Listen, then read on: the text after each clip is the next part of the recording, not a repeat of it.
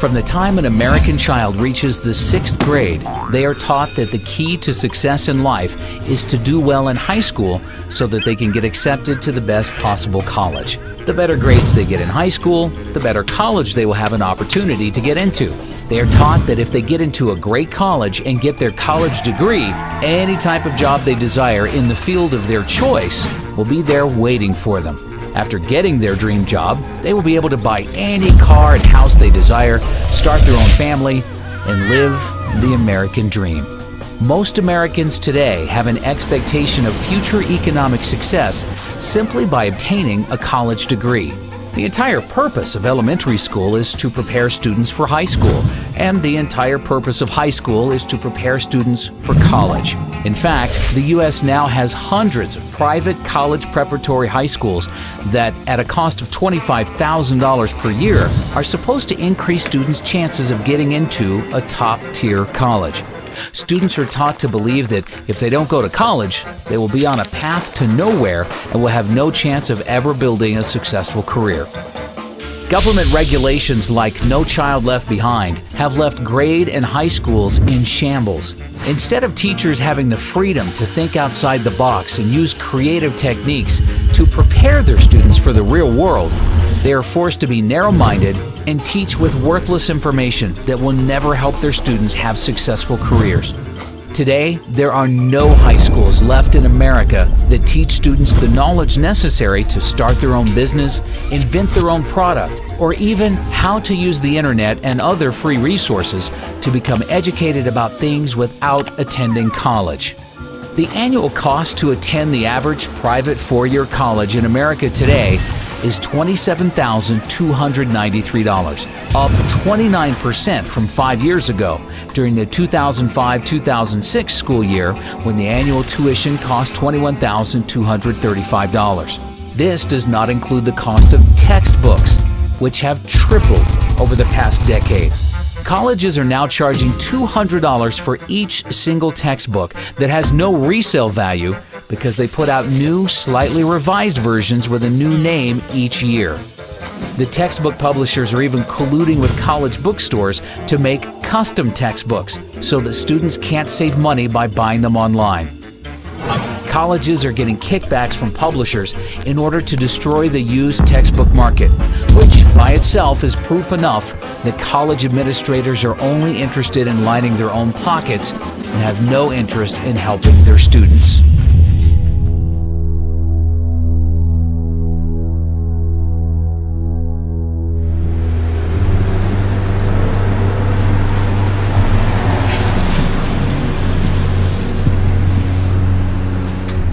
You have to have a certain kind of brain to understand the dead language that they write in textbooks.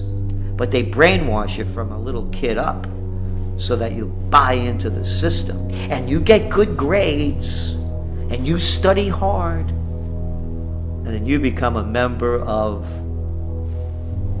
the total system. No freedom. You don't know how to think, because they told you how to think their way. College tuition has seen 5.15% annual price inflation over the past 5 years. This is despite the fact that U.S. real estate prices are down 26% from their peak in July of 2006, and the Dow Jones is down 18% from its peak in October of 2007. Even oil is down 38% from its peak in July of 2008. During the financial crisis of 2008, Americans lost $10.2 trillion in paper wealth, and college is the only thing in America, besides the cost of health care, that did not at least temporarily decline in price. Inflation has made it impossible. Again, when I was a kid, it wasn't, you never heard parents saying, we're planning and putting money away for your education because it's going to cost us $100,000 and we have to keep putting that money away so that when you graduate, not only will you not pay us back, you're not even going to get a job. Over just a 2-year period from December of 2007 through December of 2009, 8,363,000 jobs in America were lost, or 6.1% of total jobs.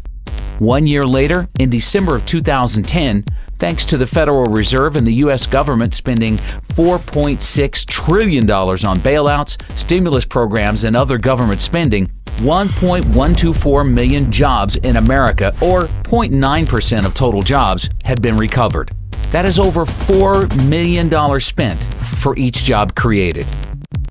As we move deeper into this great recession that we believe, as inflation continues to skyrocket, the reality of a Great Depression will come in, because people will realize that all that worthless money you have can't buy you much of anything.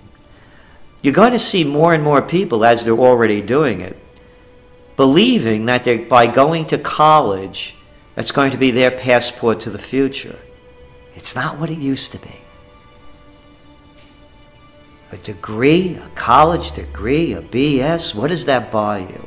And I love the mentality. The mentality is this, that corporations and businesses won't hire a person unless they get a degree. Not me. I don't care if you have a degree. It makes absolutely no difference. I want you to have a mind, be able to think for yourself and think on your feet, and be energetic and love what you're doing and have a passion in so many different other ways. Not to be able to just regurgitate what you're being told. And that's all it's come to. It's regurgitation. During an economic downturn, when Americans are losing their jobs, their primary instinct is to seek higher education in order to make themselves more attractive to potential employers and better position themselves to receive a job. However, how are Americans supposed to spend $27,293 per year for college when they have no savings or income to pay for it? The U.S. government, with the backing of the Federal Reserve, in the same way they created the real estate bubble by providing mortgages to all Americans through Fannie Mae and Freddie Mac, regardless of whether or not they had any capacity to pay the loans back, has been using the exact same easy lending practices to create one of the largest bubbles in U.S. history, the college bubble. College students borrowed $106 billion in total student loans for the 2009-2010 school year, up from $96 billion in 2008-2009, $94 billion in 2007-2008, $87 billion in 2006-2007, and $83 billion in 2005-2006. Total student loan debt in the U.S. currently stands at $830 billion and now exceeds credit card debt.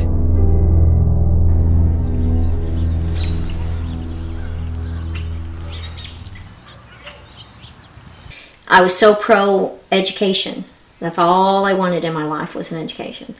And you know, I'd like to still be pro-education, right. But to put anybody through what I've been through, no.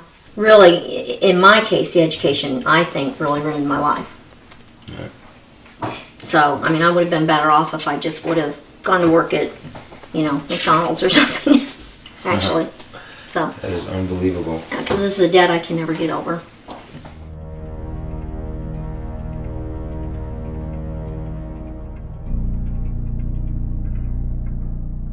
The U.S. government created Fannie Mae and Freddie Mac in order to make housing more affordable, but instead, their actions drove housing prices through the roof and made buying a house impossible for most Americans unless they took out no-money-down teaser loans with interest rates that substantially increased after a year or two. The U.S. government has been trying for decades to make college more affordable, but its actions have accomplished the complete opposite effect. College is now impossible for most students to afford without getting deeply into debt to do so. All across the country, Americans are graduating college with mortgages before they even buy a house.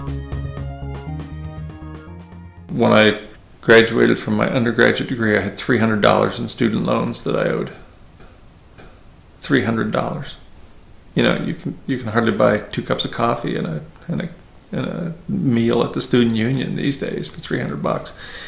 So when I graduated with my undergraduate degree, what you got in exchange for your education was lifetime indenture and a new house.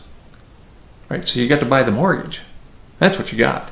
You got your degree, you got out of school, you got a job, and therefore you bought a house because culture drives you to buy a house. So now you're in debt. You have to work.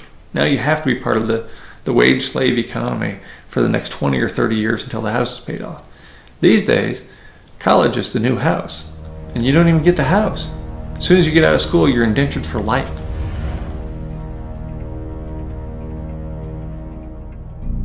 When you started taking out loans, what kind of debt did you end up getting into, and how much have you been able to pay off, and how much you still have? When I walked out of dental school, I was $136,000 in debt, and I have paid in close to $100,000 right now. They say I owe $300,000, so I still have quite a bit, obviously, that I can't manage anymore. And I've done everything I can to try to manage it, but it becomes unmanageable at a certain point. One of the loans, the HEAL loan, was a health occupation loan, and when that defaulted, then I can no longer see Medicare or Medicaid patients. So I'm very selective of where I can even work anymore. Wow. Because it ties my hands. If I wanted to go into indigent care or one of the free clinics or something, I couldn't.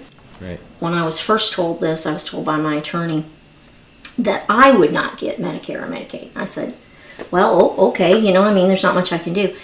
And for many years, that's what I believed, because that's what he thought it meant. Well, comes to find out, that's not what it was at all. It was that I was not able to work on patients in Medicare or Medicaid. And so when I went to work for this place that I'm working, I thought we were fine because we don't take them. Well, there happens to be some federal employees that now I can't see. I didn't even realize that. And so when we realized it, the office manager sent a note to them and said, what's the deal? And they said, well, she knows all about this. No, I don't know about it, neither do the attorneys, and neither does anybody else. I mean, these laws are so vague, it's just amazing. So now I have to watch who I see. And fortunately, my employer has worked with me, or I would be out of a job, basically. But they're very vague, and they keep you in the dark. They don't really try to help you or figure any of this out. They don't work with you. I know there's the new income-based repayment, but I don't fall into any of that, So I don't know. I just don't want to see it happen to anybody else. Right. That's my problem. There's no compassion right. there. There's no none. help. No help, no compassion, nothing. They're just vultures.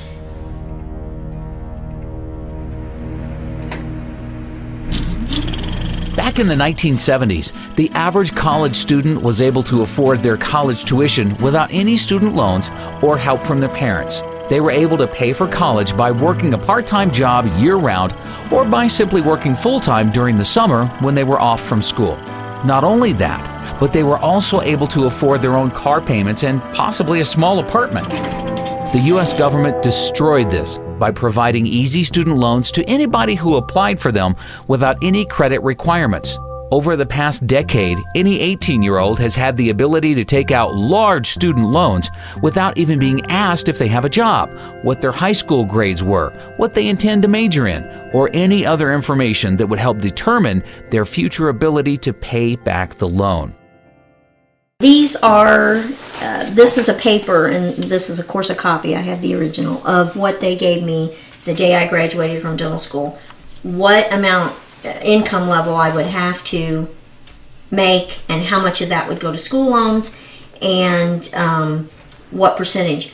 First off, I never even made enough in a month to pay the monthly school loan amount, so that's why it went into default. Right, and they basically made just completely unrealistic projections. Totally unrealistic, right? Yes. I've not even managed to make any of them. Wow. At all. So this year, of course, they're projecting I would clear about $260,000, and I'm making about $80,000. Where do they come up with these numbers? Well, I'm not sure, and I think that was the whole problem. Over 400,000 in 2015, which will not ever happen. The problem is it also is your percentage of your school, of what they're taking. I know it's been proposed at 10%, and I think that is the fair amount. But at some points, I paid as much as 34% of my wage, 32% of my wage. Right now, I'm paying 25% of my wage to school loans. And that's a huge amount when you have other debts and other bills as well. Thank you so much. No, thank you very, very much for what you're doing. I appreciate it. Thank you. I really appreciate the help. Today, 2/3 of students are graduating college with an average student loan debt of $24,000. And the government is now making the situation many times worse by completely taking over the student loan business. Hidden inside of the recently passed health care bill, the government passed a complete student loan overhaul where they removed commercial banks from providing loans to students. Now, all students will receive their loans directly from the government at artificially low interest rates. There's absolutely no reason why we, the taxpayers, should be funding college education. And that's what we're doing when they're giving government aid. You know what my college debt was when I got out of school? $1,500. $1,500. You talk about inflation? You talk about inflation? You know what it used to cost me a whole year to go to school? $2,000. And that included room and board. You want to talk about inflation? You're never going to be able to get out from that debt. You're an indentured servant. That's right. That $120,000 you owe, the $80,000, the $40,000, $250,000 if you're a good student that went to law school and you're that much in debt without a job. You have to pay it back. There is no way out. That's the system.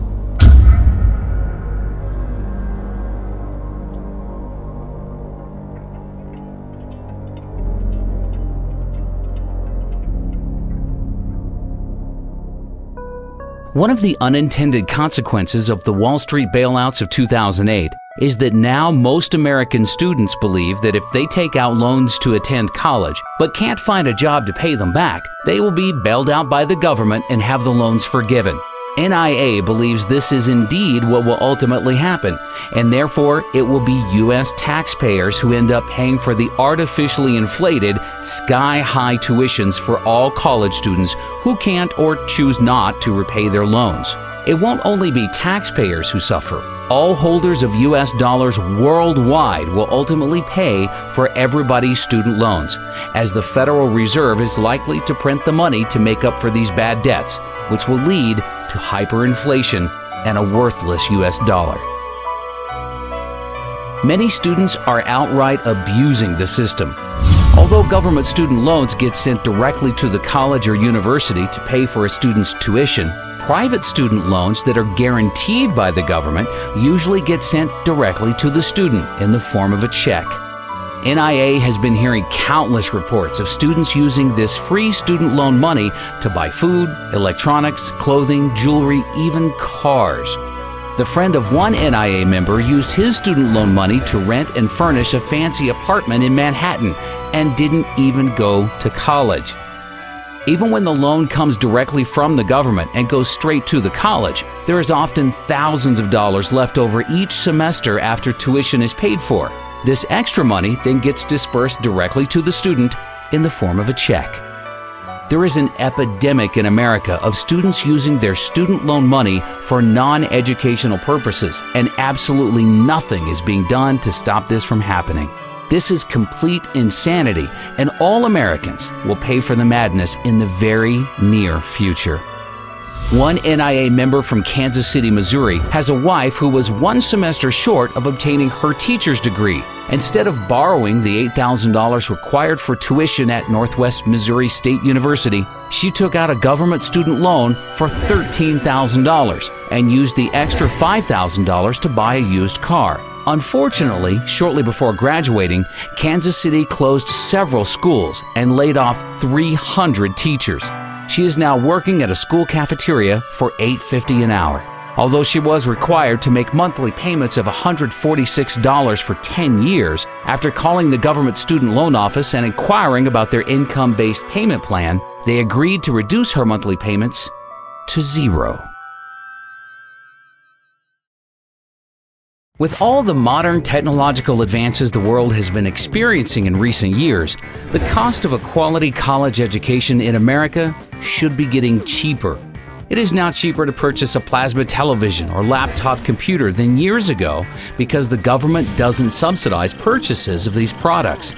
If there was a true free market in college education, colleges would be figuring out more cost-efficient ways to educate students using modern technology in order to bring tuitions down and compete against each other for the enrollment of students. By guaranteeing student loans and providing too much financial aid to students, the U.S. government destroyed the free market in college education. One NIA member who is 50% owner of a private vocational school tells us that he is legally forced to raise tuitions every time the government raises financial aid to students. The government's 90-10 rule mandates that at least 10% of a private for-profit college's income comes from non-federal government sources. Therefore, private for-profit colleges must keep raising tuitions to stay within the 90-10 rule. The government needs to get out of the education business completely and allow private banks to re-enter the market and compete against each other in order to offer loans at reasonable interest rates to students who will have the best ability to pay them back. The reality is, the majority of the students who qualify for loans today from the government would no longer qualify. But this will force colleges to either bring down their expenses in order to charge affordable tuitions or close their doors for good. Colleges in America spent $10.7 billion on construction projects in 2009, down from an average $14.7 billion spent per year from 2005 to 2007, but still very excessive. Colleges have recklessly spent to build new libraries, gyms, sports arenas, housing units, etc., all for the purpose of impressing potential students and their families. None of these projects have added anything to the quality of college education in the U.S. Many colleges have very large levels of debt they undertook to build new construction. With most college endowment funds being crushed in recent years due to collapsing real estate and stock market prices, many colleges have very poor balance sheets that won't be able to withstand the slightest drop in enrollments. Jocks! Grown-up jocks! Excuse me, they're coaches now. Hey, coach. Making millions of dollars. For what does this have to do with education?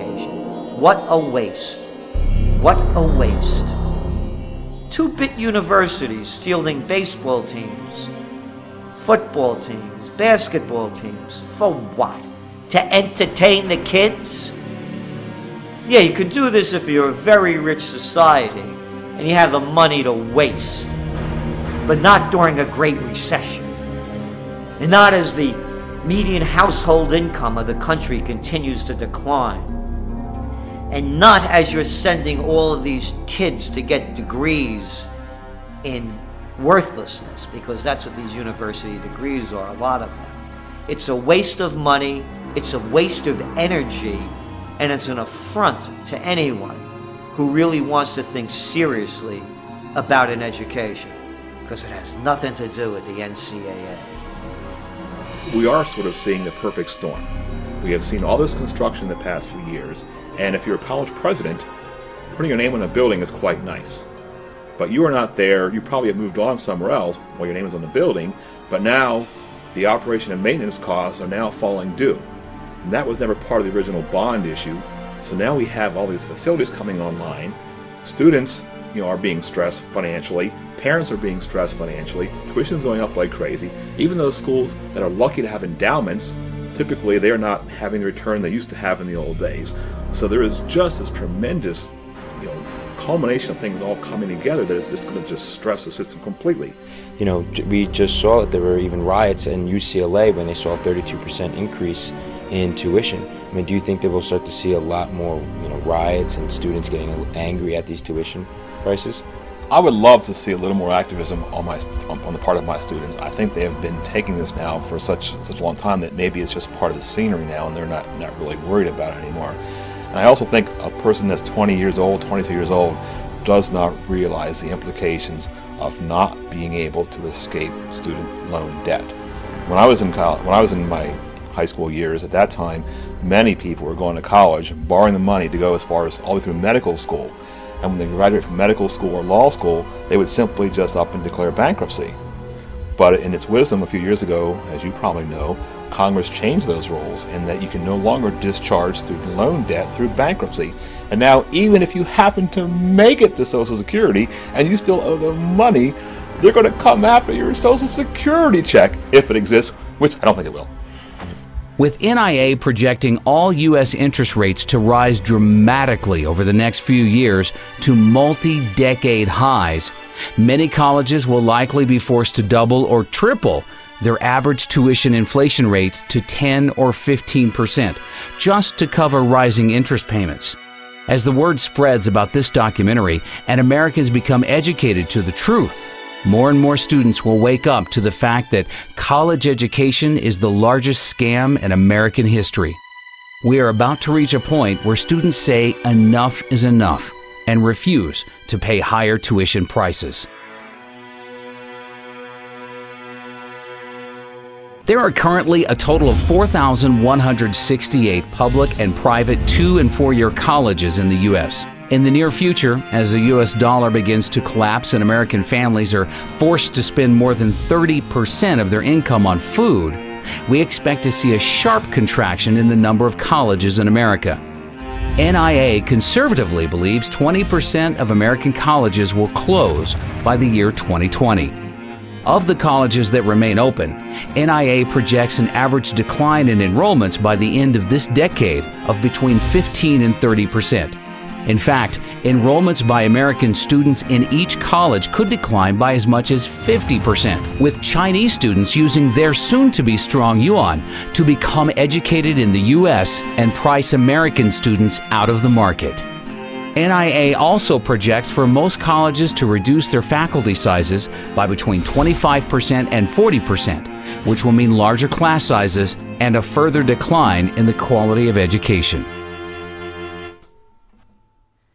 If we were doing such a wonderful job and producing such geniuses coming out of universities, you think we'd be in the problems that we're in now? Do you think that we would be among the most unhealthy nation of people in developed nations? Do you think that we would be gobbling down junk food? Do you think that we would be prescription drug addicts as a society? Do you think that we would be in the greatest recession that's heading toward the greatest depression? Do you think we would be in Iraq and wasting trillions of dollars fighting losing wars in Afghanistan and now in Pakistan?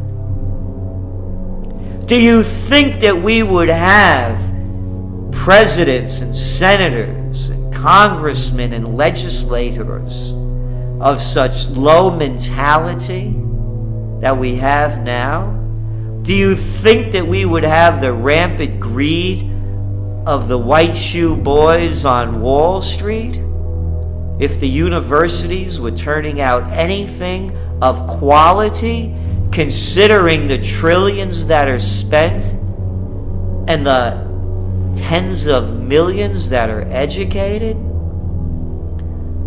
By their deeds you shall know them. Look what American universities have produced.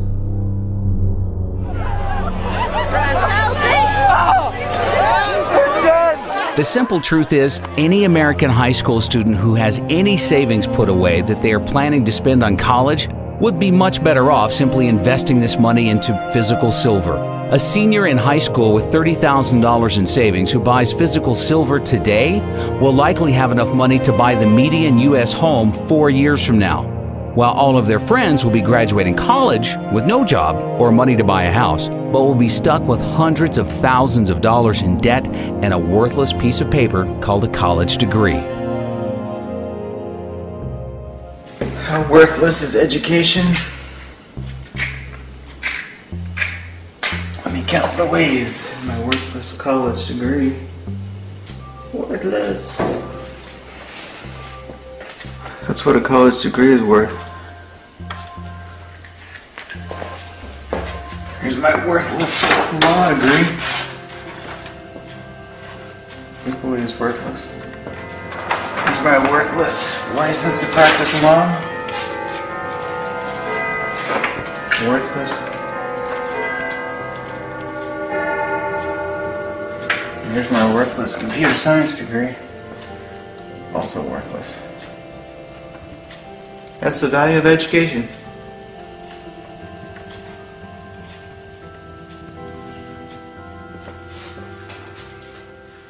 If somebody were graduating from high school today and wanted to know whether they should go to college, I would say they should run, not walk, away from college.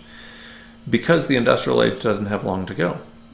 There's no way that I would encourage somebody to go 4 years or more to undergraduate school, rack up a bunch of debt, and learn a bunch of nonsense that isn't going to do them any good when there's no fuel at the filling station, no food at the grocery store, and no water coming out of the municipal taps.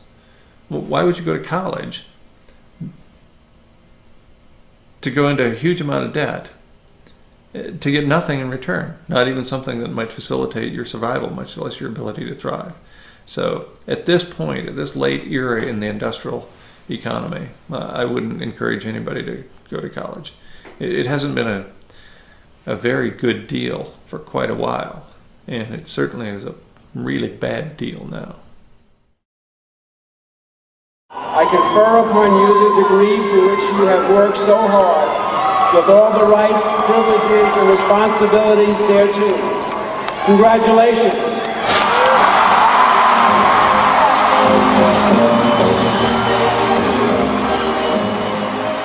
As fast as college tuition costs are rising, the value of a college degree is declining even faster.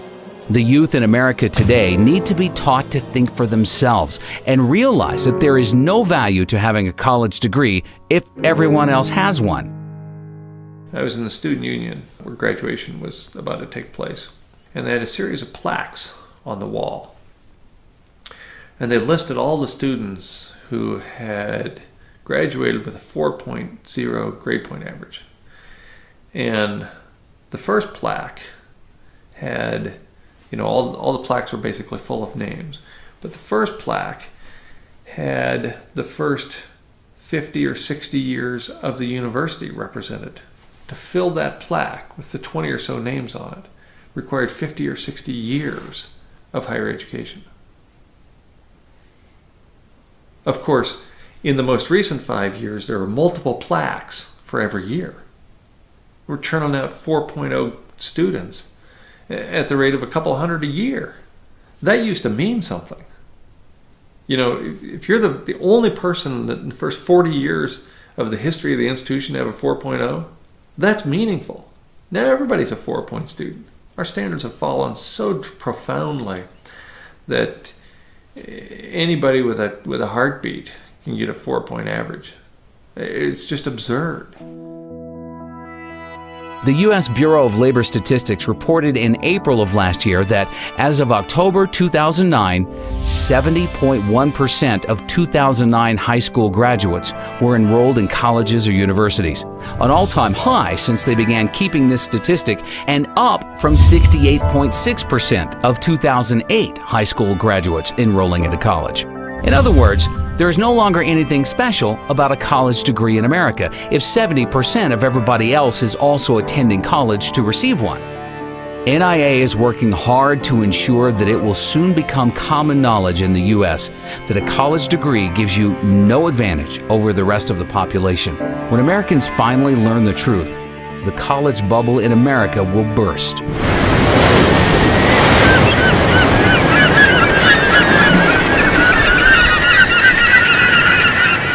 College enrollment has been increasing really since the late 80s. But what kind of is an unknown secret is since 1992, the majority of college graduates, 60% of them were in positions that the BLS considered low skill and typically did not require a high school education. For example, 20% of all the new waiter and waitressing positions created since 1992 have been filled by college graduates.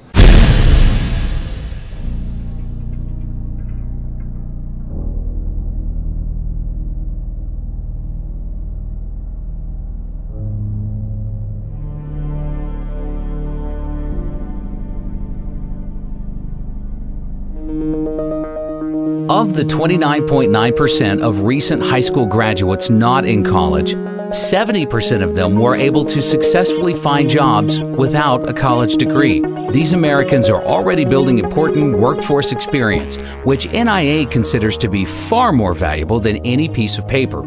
By comparison, only 42.1% of recent high school graduates in college have a job. And most of these are part-time jobs where the students are building very little workforce experience. The 57.9% of students in college without jobs, not only are they wasting their savings and getting deeply into debt for a worthless piece of paper, but they are losing out on valuable income they could have been earning during those 4 years. One of the greatest myths in America today that is used to scam Americans into overpaying to attend college is that college graduates make more money in their lives than Americans without college degrees, and therefore a college degree is a great investment. According to studies from biased organizations like the College Board, Americans with college degrees will earn $1 million in additional income over their lifetime compared to high school graduates with no college degrees. You know that college graduates earn $1 million more on average than those without a degree? Graduates from four-year colleges earn nearly an estimated $1 million more. Most colleges and universities in America use this $1 million in additional income statistic to hype and sell their product. It has been repeated so many times that it's just about been accepted by all with nobody questioning its validity. However, for any student thinking of attending college, they need to consider the facts surrounding this number and compare it to the true cost of attending college. With the cost of annual college tuition now at $27,293, if we assume continued 5.15% college tuition inflation over the next 4 years, the average cost for a student entering college now to receive their bachelor's degree in 4 years will be $117,900. Therefore, even with the current college inflation crisis, an expenditure of $117,900 on the surface seems like a good investment if the return will be $1 million. The secret truth is, most college students do not receive their degree in 4 years. The Americans who are earning $1 million more in their lifetimes are actually spending an average of 6 years in college before receiving their degrees. Therefore, assuming continued 5.15% college tuition inflation for years 5 and 6, the total cost for the average student's degree in order to earn their $1 million in extra income will be $186,349. For those who borrow that full amount and pay it back over 10 years at a 6% interest rate, the additional interest expense would be $61,914, bringing the total cost of the degree up to $248,263. Then you need to consider the matter of lost income. The average high school graduate who finds an entry-level job without a college degree earns $35,400 per year over the first 6 years. For the majority of college students who don't have jobs, they are losing $212,400 in income over their 6 years in college. Combining the expected cost to attend college for 6 years with potential interest expenses and lost income, and now we are at a total cost of $460,663, all for the hope of earning an extra $1 million over a lifetime. Another important fact is, all of the reports that show $1 million in extra income for college graduates over high school graduates include students who receive GEDs as being high school graduates. Most GED recipients weren't motivated enough to graduate high school and therefore shouldn't be included in these statistics as real high school graduates. NIA believes GED recipients are unfairly skewing down high school graduates' average incomes. Also, the simple truth is, some Americans are just more motivated than others to make money and have successful careers. Somebody who wants to earn a high income usually goes to college because they have been suckered into believing it offers them the greatest ability to do so. Whereas most Americans who don't attend college don't have as strong a desire to have a successful career.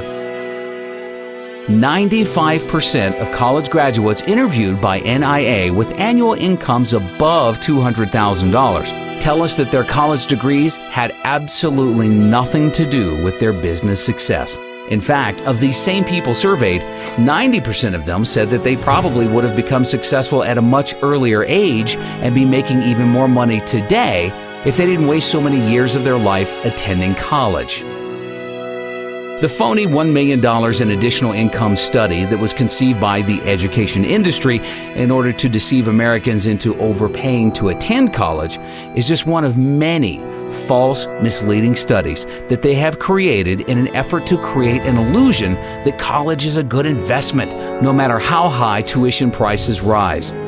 The mainstream media has been working with the education industry and helping them perpetrate their schemes on the American public. One of these schemes was the 2008 pharmacist shortage hoax.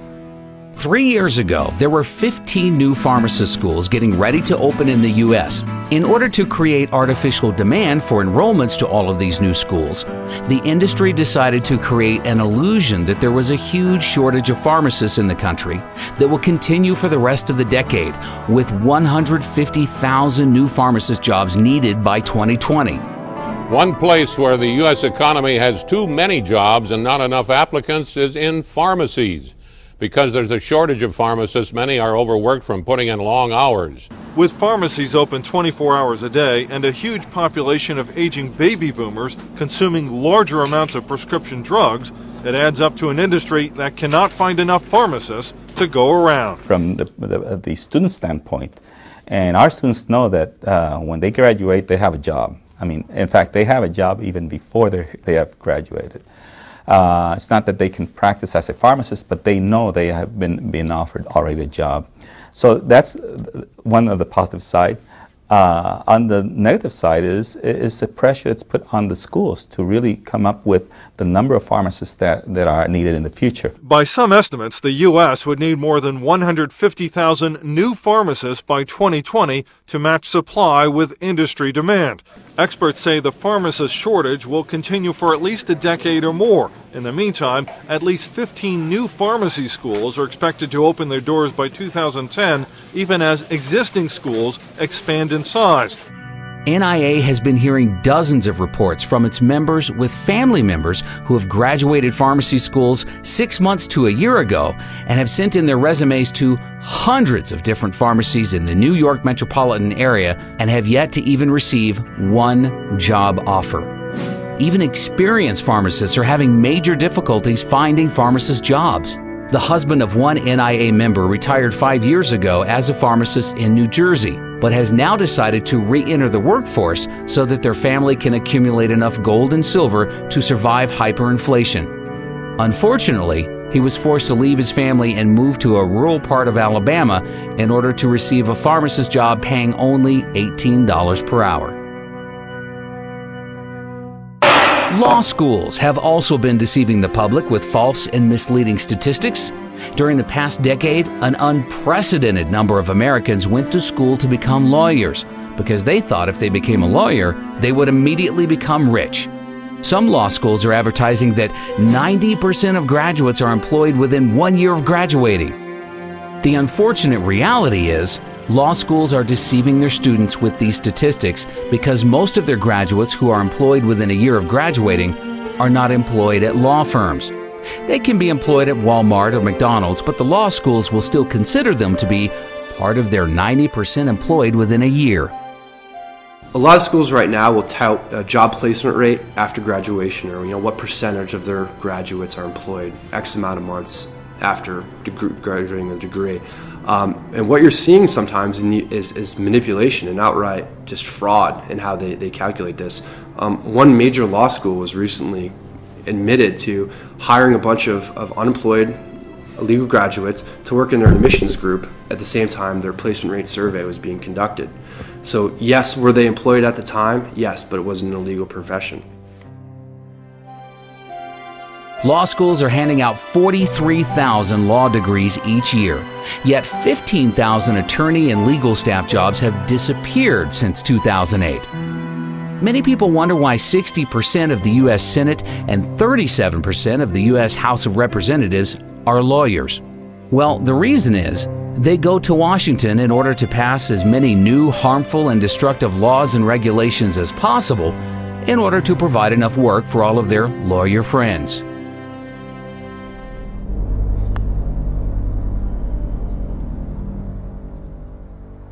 So I decided to go to law school. I went to Chapman University School of Law. I graduated in 2005 and passed the bar in 2005, July of that year. And overall, I did not have a good experience in law school. In fact, the first week going into law school, it was not at all what I expected. I thought that the law was to promote freedom and liberty and justice. And in fact, what I realized shortly after entering law school is what the law has become is an excuse for bureaucrats to regulate just about every aspect of our behavior. All of the needless legislation that is passed each year in order to provide work for lawyers has the devastating unintended consequence of destroying what little is left of the free market. Small businesses are the backbone of the U.S. economy, but it is now nearly impossible for a small businessman with limited financial resources to build a large, successful corporation in any sector because their legal costs would eat up all of their capital needed for research and development. Lawyers do very little to add real value to society. In fact, most legal and financial related service jobs on Wall Street are made possible solely due to inflation. It is because of the Federal Reserve's 0% interest rates and trillions of dollars in bailouts that all of these jobs exist. But these jobs only exist because money is being stolen from middle-class goods-producing workers and being redistributed to non-producing workers on Wall Street. A lot of people that I graduated with found law to be very similar to how I found it, and that is, it wasn't really about helping people or benefiting the community. It was really just a system whereby bureaucratic lawyers make money trying to interpret complex statutes that really serve no purpose. There is a law for just about everything. You want to marry somebody who you love, you have to get a license to do that. You want to develop the real property that you purchased, you have to go to the city and get permits and licenses to do that. You need permits and licenses to do just about everything that should be legal because you're not hurting anybody else. To start your own business, you need a business license, you need your taxpayer ID number, you need all kinds of things just to get up and running. And so all these restrictions and laws and statutes, a lot of them which are not even passed by Congress, they're simply passed by administrative bureaucracies, they hamper the economy, they hamper economic growth, and they actually act in a tyrannical sense against people starting their own businesses and providing for themselves. 75 years ago, agriculture made up 28% of the U.S. GDP.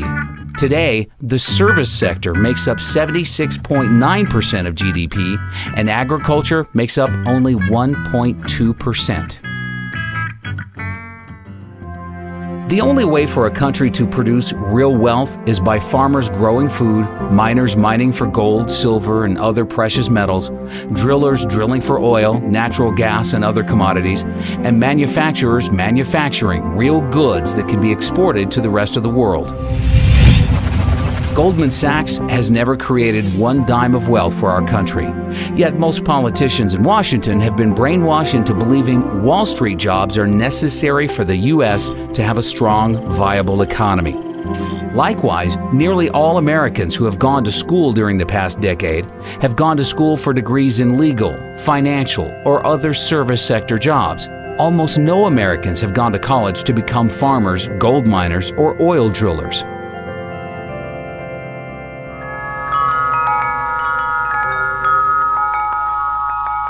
You can go to college and learn from somebody that doesn't have a farm, and they'll give you an ag business degree. You know, most of the people teaching college don't have a farm, don't know how to manage it, and don't want a farm. I say if you want to learn how to do something, try to study under the person that can do it the best that he can do. There are jobs everywhere. You have to create a job. You don't get a job, you make one. Americans have taken food for granted for far too long because Americans have been able to buy food at artificially low prices, with the average American family spending only 10% of their income on food. However, on October 30th, 2009, NIA published an article predicting inflation would appear next in food and agriculture. NIA said, a worldwide shortage of farmers combined with food inventories falling to record lows is setting up the perfect storm for an explosion in agriculture prices. From the time NIA wrote this article until now, we have experienced the largest ever short-term increase in agricultural commodity prices. Corn has risen by 75%, wheat by 65%, soybeans have risen 51%, sugar 45%, orange juice has risen by 58%, coffee has risen 71%, and cotton has risen 124%. Because very few Americans went to school to become a farmer, and everybody needs to eat, agricultural commodity prices will continue to skyrocket, and farmers are going to get wealthy in the years ahead, while lawyers and bankers will see a dramatic decline in their standard of living. The free market will adjust and see to it that lawyers, bankers, and other non-producing financial service workers see a 90% decline in their real incomes. Everybody can't be a college graduate. Somebody's got to grow food. You know, everybody can't ride the wagon. Somebody's got to pull it. Somebody's got to be taking some risks. Somebody's got to be thinking. Somebody's got to have sweat. Last summer, this lady I was telling you about that bought some cattle from us, she came here to get some cattle in August, and my grandson was downstairs splitting firewood. We burned firewood in this building because it saves us about $600 a month over burning propane. So my grandson was cutting firewood, and he was swinging the axe down here splitting logs. And it was August, and it was about 95 degrees, and she came in here to sit down, and she says, there's a kid down there cutting firewood. Said the sweat's dripping off of his nose. Said, what'd he do wrong? He didn't do anything wrong. It's his job. He's cutting firewood. That's her grandson. He's 14. You know, he'll cut, 6 cords of firewood a day. That's what he does. The only thing that has been supporting the U.S. service sector economy for so long is the U.S. dollar's status as the world's reserve currency and the world's willingness to hoard trillions of dollars in U.S. dollar reserves in order to trade oil and other valuable commodities. The U.S. dollar became the world's reserve currency because it was backed by gold and the U.S. had the world's leading manufacturing base. Today, the U.S. dollar is a fiat currency that is backed by nothing, and our manufacturing base has been rapidly deteriorating, with most of the products the world buys now made in China and other Asian countries. The Federal Reserve just announced that it will print another $600 billion, which will dilute the purchasing power of the U.S. Treasuries held by our creditor nations and cause them to soon abandon the U.S. dollar as the world's reserve currency. The entire U.S. economy is a Ponzi scheme that is dependent on the rest of the world continuing to buy larger amounts of U.S. treasuries. Pretty soon, not only will the world stop buying our treasuries, but they will dump the treasuries they already own. All of our deficit spending will have to be paid for by outright money printing. Although the government and media would like you to believe the U.S. economy is going through a recovery, the truth is, the U.S. economy is on life support. It is impossible to have an artificial boom created by artificially low interest rates from the Federal Reserve without a major depression afterwards. The U.S. real estate bubble was the largest artificial boom in history. The panic of 2008 was the free market trying to correct the imbalances with a bust. But the Federal Reserve prevented a necessary depression from happening by taking trillions of dollars of worthless assets onto its balance sheet.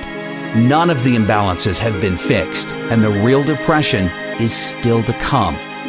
But unlike the depression of the 1930s, which saw falling prices, the upcoming depression will be a hyperinflationary Great Depression, with prices for food, energy, and everything else Americans need to live and survive soaring through the roof.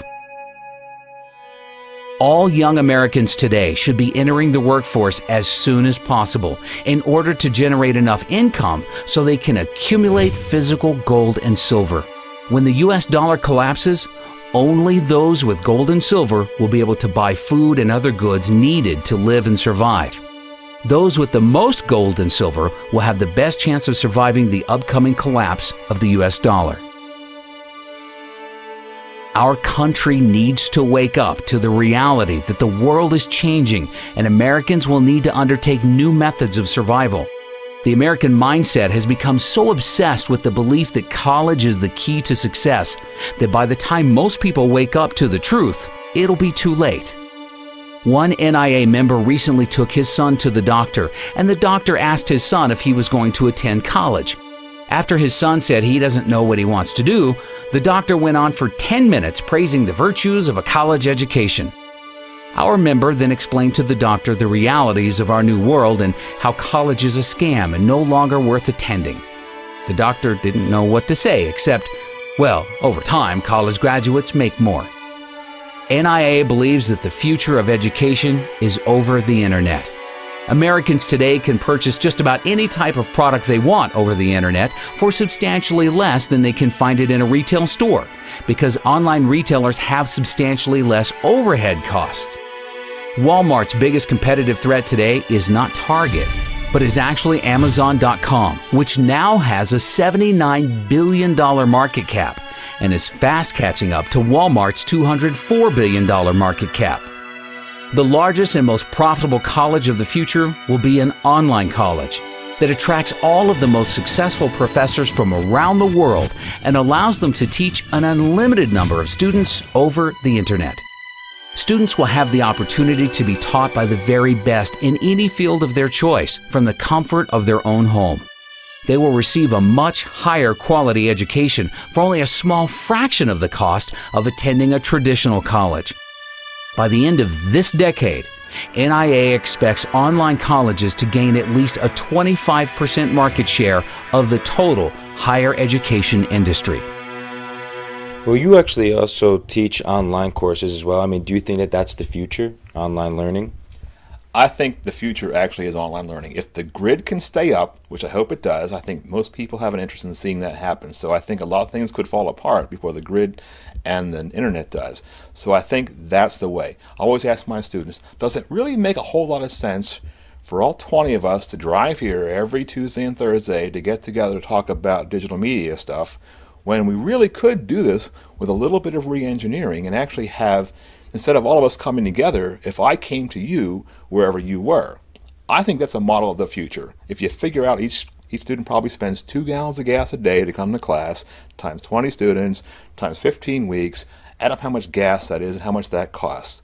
Who wouldn't want to have that money back, especially over a couple of semesters? Especially now because we have a much richer media environment to use for teaching and learning. I can now embed videos in my classes. I can bring in things like the National Inflation Association videos to my classes. I can bring dynamic, compelling things to my class that even in the old days, if I was really a compelling speaker, it's far better now. So even a mediocre professor like me can make my class rich and interesting, even in the online environment. You tell me the difference about sitting in an auditorium in NYU with 1,000 other people or sitting in front of your screen and listening to a professor. What's the difference? Look what's going on in India. They estimate some 500,000 Indians have gotten university degrees in engineering through online. Interactive view is what I called it back then.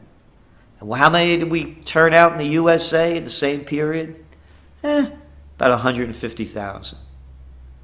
It's the future. The future is now. But they're holding us back on real internet learning, real real digital online learning because of the people that want to control the system, the ones that want to have the tenure. The whole college industrial complex. That's all it is. It's a racket. Just like war's a racket, colleges have become a racket. While millions of Americans are at home right now wondering why are food and gas prices going through the roof, there is a small group of U.S. citizens that are preparing right now for the collapse of the U.S. dollar. These select few Americans will not only survive the upcoming hyperinflationary crisis, but they will be positioned to prosper and become wealthy as the rest of America is going to go broke. On December 11th of 2009, NAA declared silver the best investment for the next decade at only $17.40 per ounce. Just recently, we saw silver hit a high of nearly $50 per ounce for a gain of 185% for our members. In fact, in February of 2010, NAA suggested silver call options that ended up making a gain of over 1,000% at its high. You know, it amazes me how many people have been contacting us recently. I mean, every week we receive countless emails from people that say that they've learned more about economics from being a member of NAA for just 1 month compared to studying economics in college for over 4 years. NAA members receive weekly articles, videos, and updates with priceless economic information that the mainstream media is afraid to talk about. All across America, students are being brainwashed right now with Keynesian economic principles that got us in the debt crisis that we're in today. We are not going to solve our economic problems by making the same mistakes in the future.